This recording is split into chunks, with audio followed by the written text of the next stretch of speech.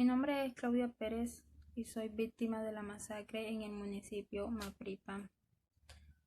Esta se dio durante 5 días, entre el 15 y 20 de julio de 1997, a manos de los paramilitares. Yo les voy a contar mi historia.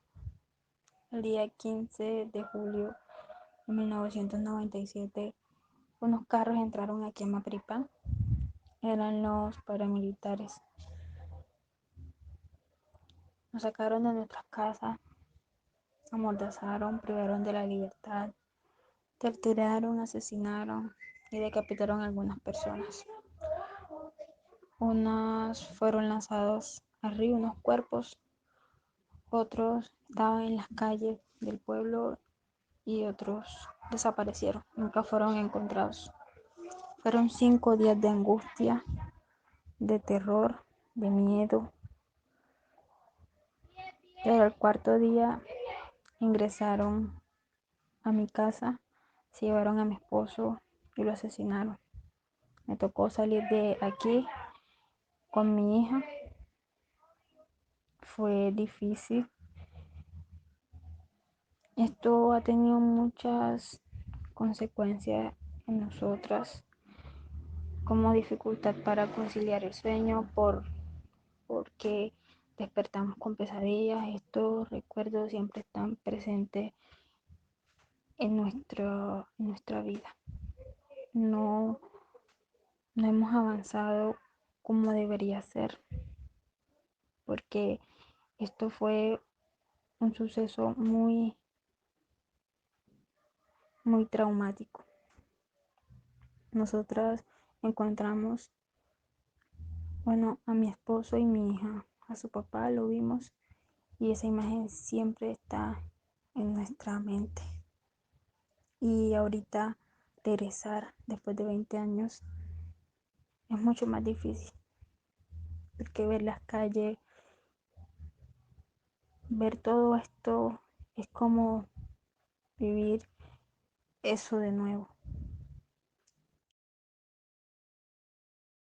Fueron los paramilitares, las Autodefensas Unidas de Colombia, quienes fueron responsables de la masacre del Naya Cauca.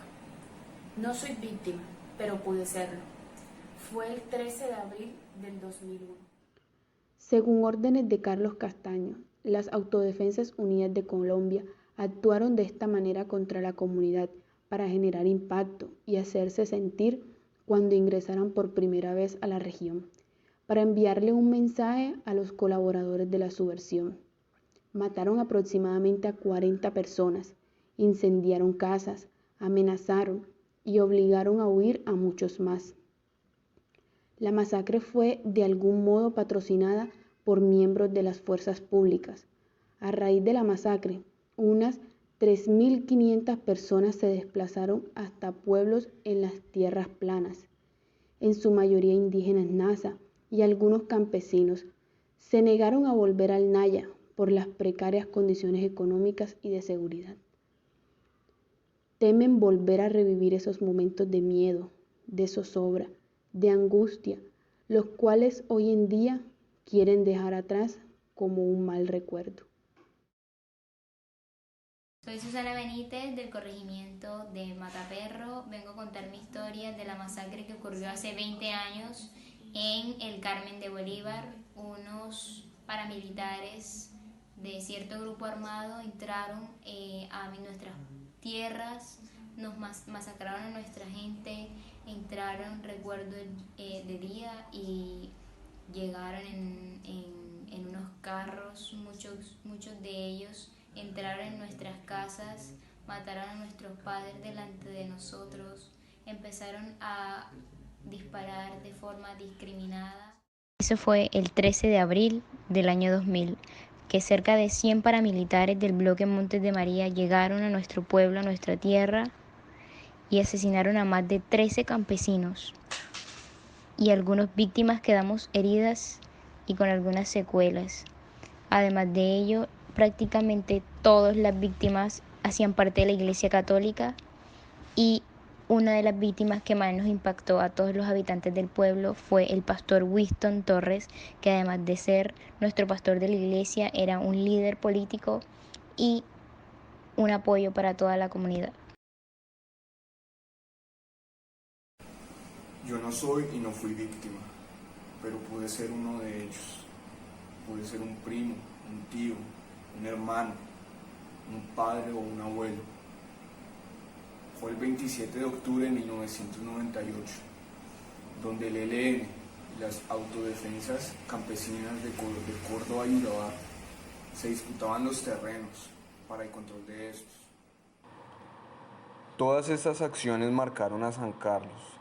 La intensidad, la persistencia en tan poco tiempo, la violencia, la crueldad, la sevicia y la amplificación diaria del terror, donde se llamaban a las personas a lista y los asesinaban en público, retenes en las vías que comunicaban a otros pueblos y desapariciones forzosas que terminaban en asesinatos. Las autodefensas campesinas de Córdoba y Urabá buscaban con el miedo y los asesinatos demostrar a la misma población que el ELN no podía protegerlos y demostrarles que eran vulnerables. Por el contrario, el ELN masacraba y colocaba minas estratégicas militares a manera de venganza ante las autodefensas. San Carlos, con una población no mayor a los 25.000 habitantes, era disputada entre el ELN y los paramilitares, ocasionando que 20.000 habitantes, llenos de terror, tristeza, angustia y sin esperanzas, fueran desplazados o fueran asesinados con el fin de generar una estrategia para hacer frente y ganar espacio geoestratégico. Mi nombre es Luz Nelly Cuesta y soy víctima del conflicto armado en Colombia y sobreviviente de la masacre de Boyajá. Esta fue causada el 2 de mayo del 2002 entre un enfrentamiento de las AUC y las FARC. Se puede decir que todo inició el 1 de mayo del 2002, cuando por el río se veían llegar varias lanchas que venían acompañadas por los paracos. En el momento en que la FARC se da cuenta de esto, inician los combates. Todo el día y toda la noche, estos dos grupos estuvieron enfrentándose. Todos salimos corriendo a diferentes lugares, como lo fue el CAMU, la iglesia y al colegio departamental del Cesar y la casa de las hermanas agustinas misioneras. La balacera era las únicas edificaciones de material. Yo solo tomé a mis hijos y nos metimos a la iglesia porque pensé que allí Dios nos protegería. Pues creía que era la única tabla de salvación, porque estaba el río, la selva, y nada de esto nos podía salvar. Habíamos cerca de 200 personas en la iglesia, y el padre solo nos decía que cantáramos coro pidiendo que se salvara nuestra vida. Así pasamos todo el día. Al día siguiente, el 2 de mayo, siendo las 10 en punto, seguían los combates, cuando de pronto se escucha la voz de uno de los paramilitares diciendo: cuidado con los cilindros. Y vimos entrar un cilindro bomba rompiendo el techo. Solo recuerdo que junto a mí estaban dos amigos y quedaron totalmente sus brazos amputados. Vi cómo cada uno se desangraba y moría cerca de mí. Hasta el día de hoy yo no he podido superar nada de lo que pasó, porque perdí a 2 de mis hijos. Mi vida no es feliz y aún guardo el luto de mis hijos. Buenas Buenas, mi nombre es Keren Benítez, soy psicóloga. Después de haber analizado y observado cada uno de los videos acerca de las entrevistas que realizamos a las personas que han padecido el conflicto armado en Colombia, pudimos identificar que cada una de ellas, al momento de relatar su historia, lo contaron de forma diferente. Pero no quiere decir que no hayan pasado por la misma violencia y no presenten un trastorno de estrés postraumático del cual vamos a hablar hoy, el cual se basa en una afectación en la salud mental, en el que las personas que lo desarrollan tras haber experimentado o visto un evento traumático, en el que estos episodios ponen en peligro la vida, como son la guerra, y también se evidencia cuando hay una muerte repentina e inesperada de un ser querido. De los síntomas del estrés postraumático encontramos la experiencia directa con ese evento traumático. También encontramos la experiencia directa con ese evento traumático, pero que le ocurre a otras personas. Los sueños recurrentes y angustiosos acerca de ese evento. Están los pensamientos y los recuerdos recurrentes e intrusivos acerca de ese evento traumático. Está la evitación de esos pensamientos o esos sentimientos acerca de ese evento traumático. Y también, por último, está la evitación acerca de esos lugares donde ocurrió ese evento traumático. También se presentan las pesadillas son angustiosas y ya.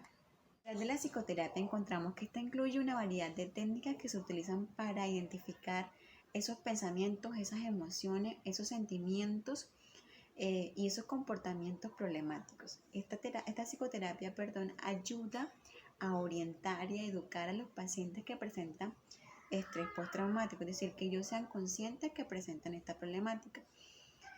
Una de las técnicas es la técnica de exposición. Esta ayuda a las personas a aprender a controlar ese temor, donde se expone poco a poco a ese hecho traumático, en donde específicamente ellos comienzan a pensar o a escribir o a visitar esos lugares donde ocurrió ese evento traumático, y esto ayuda a reducir esa angustia.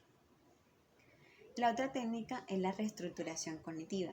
Esta se basa en comprender ese acontecimiento traumático, en donde muchas veces las personas que experimentan estas situaciones pueden contarla de manera diferente, es decir, se pueden sentir culpables, avergonzados por esta situación. Entonces, lo que ayuda a esta reestructuración cognitiva es que ellos puedan hablar de lo sucedido, pero de forma realista, es decir, a pensar en ese suceso traumático, pero de forma realista. Muchas veces también la psicoterapia va acompañada de